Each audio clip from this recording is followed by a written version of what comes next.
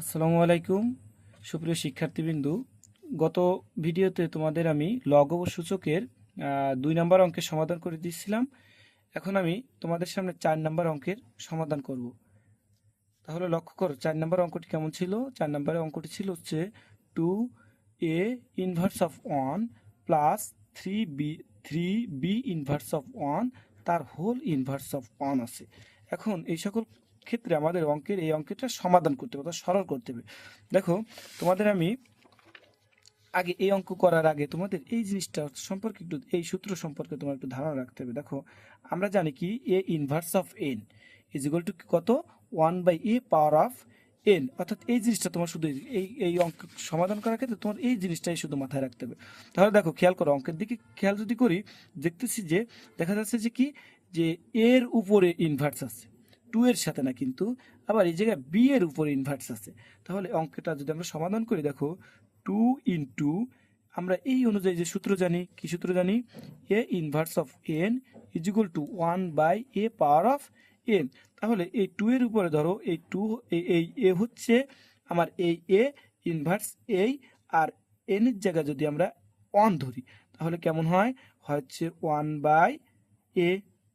তাহলে 1 যেহেতু পাওয়ার আসছে, তাহলে পাওয়ার 1 দিলে তো তার মান কোনো পরিবর্তন হবে না, তাই আর দেওয়া দরকার নাই। পরেরটা সেম ভাবে 3 লিখলাম, এই বি এর উপর ইনভার্স আছে, এই সূত্র অনুযায়ী আমরা কি লেখা যায় যে 1/b নাকি তার হোল ইনভার্স অফ 1।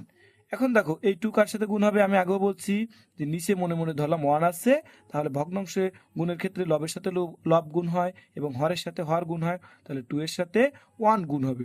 তাহলে 2/a প্লাস 3 উপরে গুণ হবে 3/b, 3/b তার হোল ইনভার্স অফ কত আছে, 1 আছে। এখন দেখো এই যে মাঝে ভগ্নাংশটার সমাধান যদি করি, এর লসাগু কত, এই ভগ্নাংশ লসাগু হচ্ছে এ বি। এখন এ বি দ্বারা যদি ভাগ করো, এইটা প্রথম ভগ্নাংশ হর দ্বারা ভাগ করো, এ চলে যায়, থাকে কি বি থাকে, অর্থাৎ সেই বি উপরে লবের সাথে গুণ হয়, তো টোয়াইস বি প্লাস বসাইলাম। সেম ভাবে পরেরটা এইভাবে, এ বি কে বি দ্বারা ভাগ করলে বি চলে যায়, থাকে কি এ, অর্থাৎ থ্রাইস এ তার হোল ইনভার্স অফ 1 নাকি।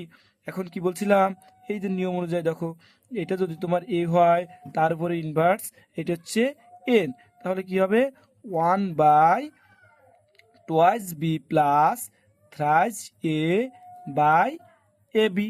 এখন আর একটা কথা, যে কোনো ভগ্নাংশ যদি তুমি ভাগ করতে চাও তখন কি হয়, প্রথম অংশ ঠিক থাকে। এখন প্রথম অংশ কোনটা, এই 1, তাহলে 1 ঠিক থাকবে এবং ভাগের এই বিপরীতে, এই যে ভাগ চিহ্নটা না, এই ভাগের বিপরীতে বসবে গুণ, এবং পরবর্তী ভগ্নাংশটি উল্টে যাবে, অর্থাৎ এই যে লব আছে না, এই হর আছে, হর যাবে লবের জায়গায়, অর্থাৎ এ বি যাবে হচ্ছে টোয়াইস বি প্লাস থ্রাইস এর জায়গায়, এবং টোয়াইস বি প্লাস থ্রাইস এ আসবে এই এ বি এর জায়গায়, টোয়াইস বি প্লাস থ্রাইস এ। তাহলে 1 এর সাথে যে কোনো জিনিস গুণ করলে গুণের ফলে কোনো পরিবর্তন হয় না, আমরা জানি।